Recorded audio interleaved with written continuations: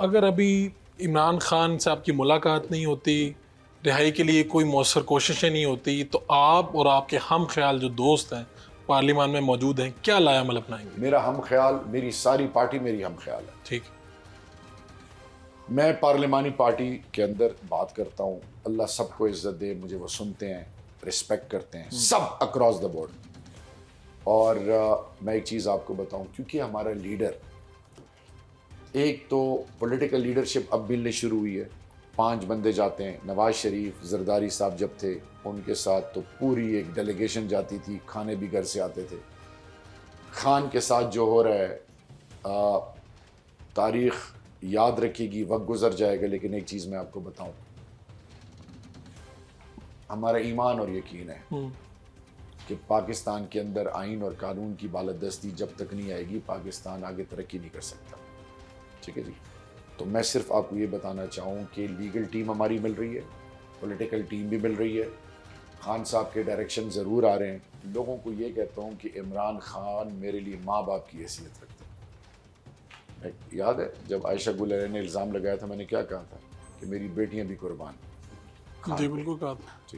آپ ذرا زیادہ جذباتی ہو لیکن جاتے میری بات جذباتی والی بات نہیں ہے. آپ تو اس وقت کہتے تھے کہ آرمی چیف قوم کا باپ ہوتا ہے، کیا آج کا آرمی چیف قوم کا باپ نہیں؟ دیکھیں میری بات سنیں، مصیبت یہ ہے کہ ایک چیز کو اس کو پکڑ کے اس کے پورے سینٹنس کو ایسی کی تیسی پھر اس وقت تو آپ دل سے کہتے تھے. سنتے لینا خاک فوج میرا ایمان ہے، خاکی میں افواج پاکستان میں وہ وردی میں JCB میں گیا، میرے بیچ میٹس جو ہیں اس وقت میجر جنرل سے لیفٹیننٹ جنرل جا رہے ہیں، 85 لانگ کو GC24.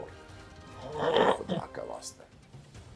سپاہ سالار کون ہوتا ہے؟ سپاہ سالار وزیر اعظم، ہیڈ آف دا اسٹیٹ. سپاہ سالار اپنی فوج، اپنی قوم کی بنیادوں کا محافظ ہوتا ہے، عزت و نفس کا، اس کا فادرلی فگر ہوتا ہے. مجھے یہ بتائیں، میں جب انٹیریئر منسٹر تھا تو حافظ صاحب جو تھے وہ DGIS تھے. جی.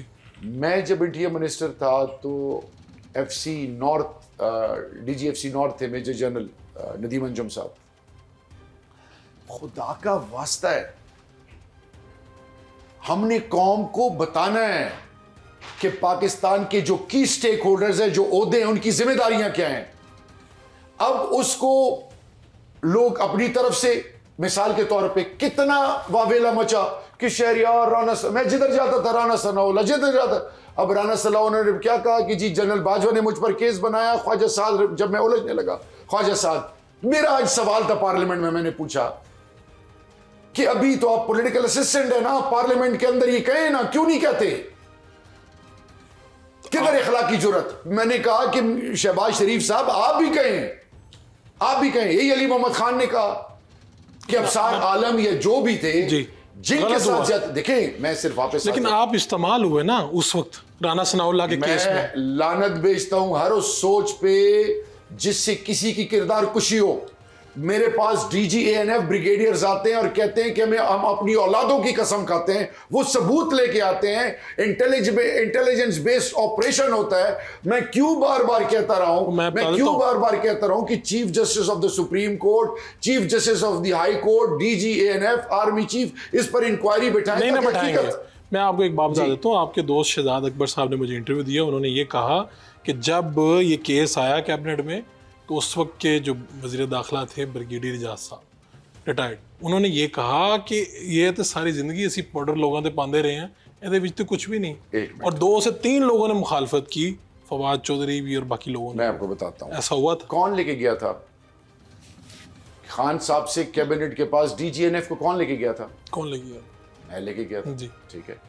طارق چیمہ صاحب، فواد چودھری، اور اپنا یہ کراچی سے جو بھی سینیٹر کیا نام ہے، فیصل واڈا، انہوں نے بڑے سخت سوالات کیے. میرا سوال یہ ہے کہ پرچہ کیا شہریار منسٹر یا عمران خان کاٹتا ہے؟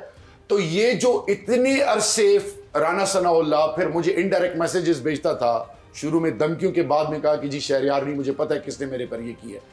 اب تو اس نے کھلے عام نام لے لیا ہے نا، کھلے عام نام لے لیا ہے. اب میرا سوال یہ ہے, اب تو پولیٹیکل ایڈوائزر ہے پرائم منسٹر کا, تو کیا اخلاقی جرت ہے مجھ سے بھی معافی مانگے, قوم سے بھی معافی مانگے, حقیقت بتائے, کیوں نہیں بتاتا؟ دیکھیں آپ کہہ رہے ہیں کہ وہ اس بات پہ قوم سے معافی مانگے, مجھ سے بھی مانگے.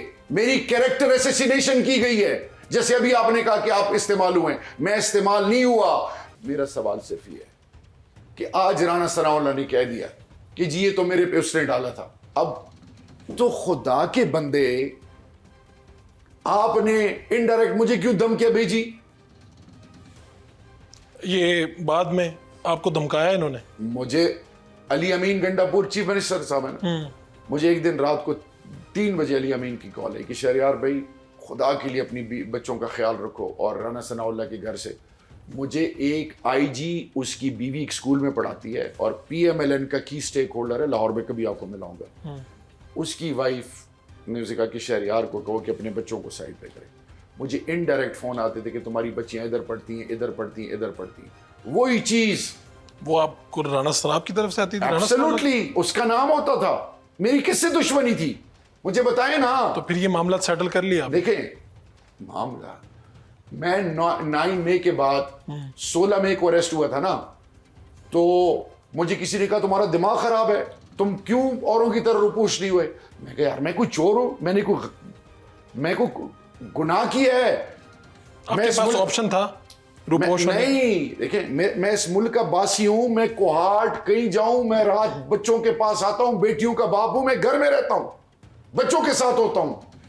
اگر میں چور ہوتا, میں کسی چیز میں ملوث ہوتا, تو اس جہنم سے اللہ مجھے نکالتا. جو لوگ اس وقت لیڈر جو ہیں آپ کے روپوش ہیں, ملک سے باہر ہیں, یہ آپشن آپ کے پاس بھی آئی تھی, آپ نے کیوں نہیں لی؟